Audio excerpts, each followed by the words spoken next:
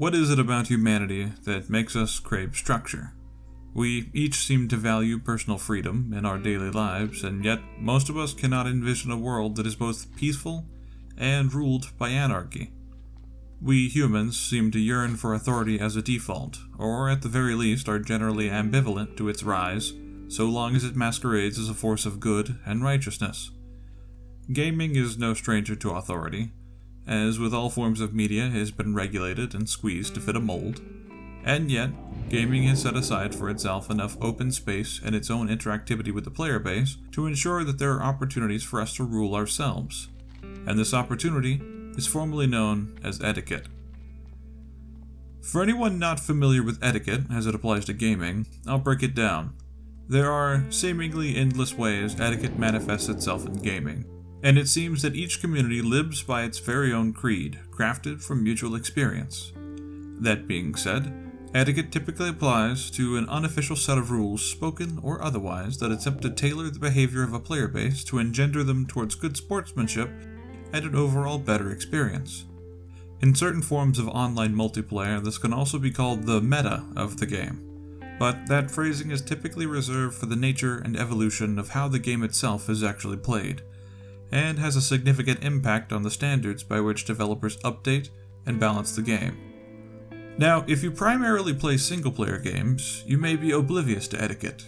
You certainly follow some societal or cultural etiquettes, but it can be hard to notice the integral components of a system from inside it.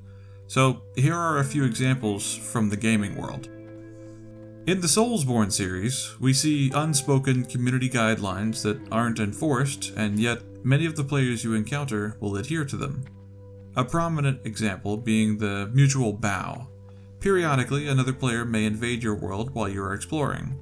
While they may not all kill you, that is usually the goal. However, many invaders, myself included, follow a rule. If I bow to you, and you bow back, we will each fight, one-on-one, no healing items, and no dirty tricks. Just your skills against mine. Of course, as I mentioned before, nothing enforces this behavior. There's no reward or incentive for fighting honorably, and it doesn't make any strategic sense. And yet, honorable duels happen more often than not, and I've had a great time with Dark Souls 3 for the last 3 years due to a number of unspoken rules just like this. For anyone who plays an MMO, I'm sure you're all familiar with need before greed. Again, there's nothing enforcing this rule beyond the risk of societal ostracization and playing a multiplayer game alone, and yet it endures. Need an item if it's an upgrade. Greed the item if you plan to sell it or if it's for a different character. Obviously, there's never anything wrong with asking your group if they mind bending those rules a bit, but these are generally the rules for the majority of the player base. As a final and specific example, slash rolling for chests in World of Warcraft, and by extension, leaving a chest when you see that someone is quite obviously working towards it. In many places around the world, you can find chests that spawn around in groups of monsters. However, the chests in dungeons have a pretty consistent and special treatment. Most groups I've run with ask that each player in the group do a slash roll command in the chat box. This essentially rolls a virtual 100-sided die, and the player with the highest roll gets the privilege of opening the chest and doing with the contents what they will. Usually these chests only contain minor rewards, but it's a form of community engagement and mutual cooperation that is severely lacking in the modern game. Leaving the chests we find out in the open world whenever we see someone struggling to get them is actually a fascinating topic all its own that reveals some of the more base human urges that we are subject to. There is no worse feeling in the world than carefully planning out the mob pools around a camp, slowly whittling down the enemy numbers safely and with a fair share of close calls, creeping ever closer to that elusive chest. And just as you engage your final foe, the last enemy in your way, the final obstacle, some random runs up and kneels down next to the chest while you're still fighting. It's such a unique and visceral gut punch. You feel so absolutely powerless as you watch all of your ambitions fade, all the effort you just spent, just for someone else to take the fruits of your labor. It can be rage-inducing. You may be compelled to lash out verbally, and in that moment, it is impossible to consider any facet of that individual as being human. Just an object. Another obstacle, a detractor in your path.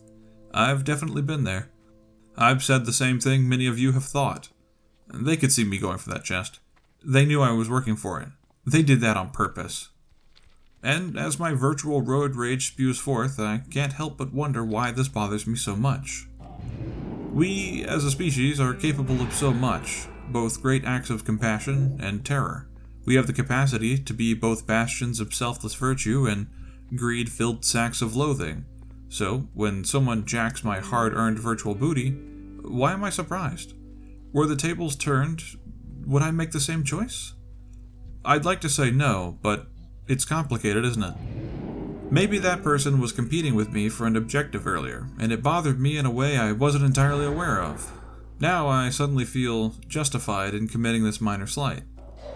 It's ultimately harmless after all. How much can really come from one of these chests anyway? Not much really, just some food items, maybe a random green or some crafting materials. Nothing that will make an overly large impact on the player receiving it.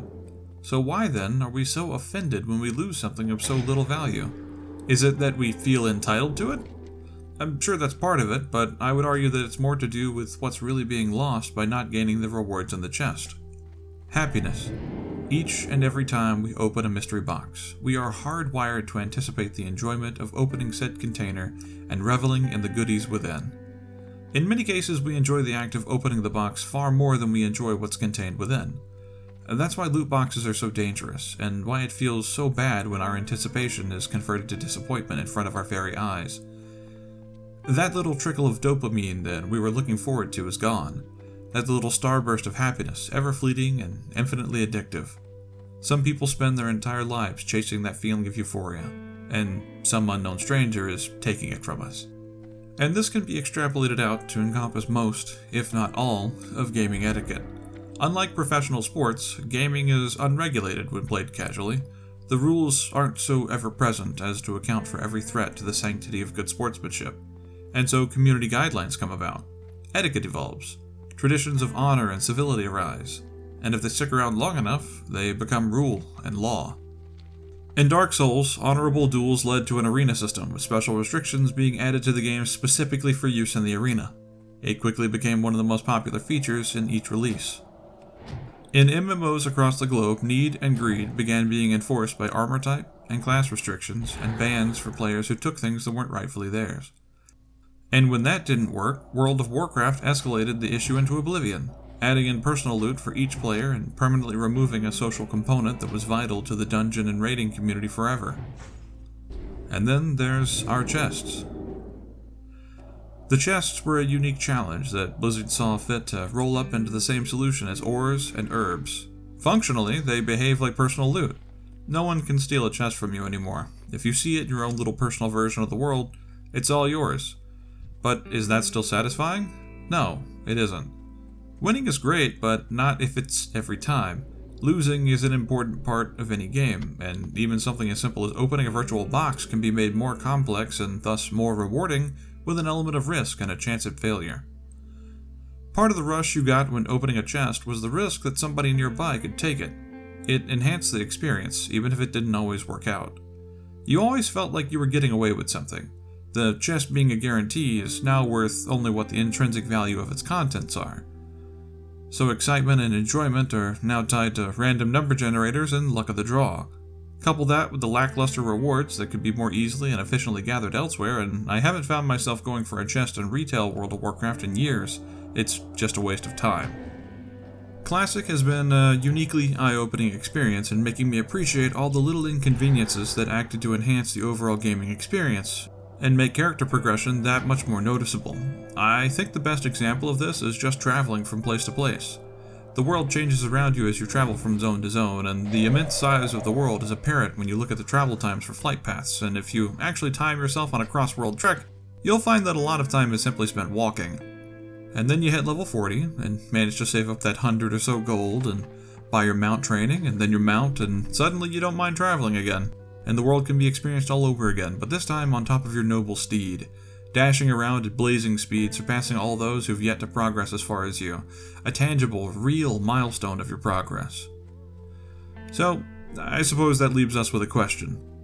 Is it better to accept that in a sandbox environment, not everyone can be a winner all the time, and just focus on making the best experience for those that play within?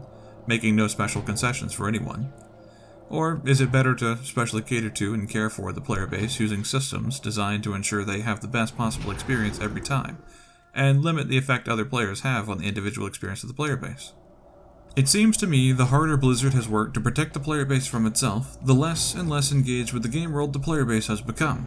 If you ask me, I'd say there's a connection there, that the game and the world itself will never be enough to keep players' attention, and that really and truly the allure of World of Warcraft has and always will be the other people who share this world with us. If reliving vanilla through Classic has taught me anything, it's that humanity does not crave order and authority. Humanity craves the creation of order and authority from the swirling mass of chaos that we all swim in. It's too far away. We all enjoy ordering that which is chaotic, feeling as if we have improved upon what came before. That's why we all became adventurers in the first place. To explore a world, to change it, to make memories and share those memories with others. But the results of our handiwork aren't necessarily better for the product overall. Many times Blizzard made small positive contributions that added up to weakening the game. They thought they knew what was best for the game, but they didn't. And that's a lesson I think could be extrapolated into many fields, gaming and beyond. Thank you for listening. If you have any thoughts or opinions, please share them in the comment section down below. I hope I gave you some food for thought as you go about your day in either Classic or Retail. Maybe stop next time you see a chest out in the world and reflect on how much time you're wasting staring at a chest when you could be doing World Quest instead.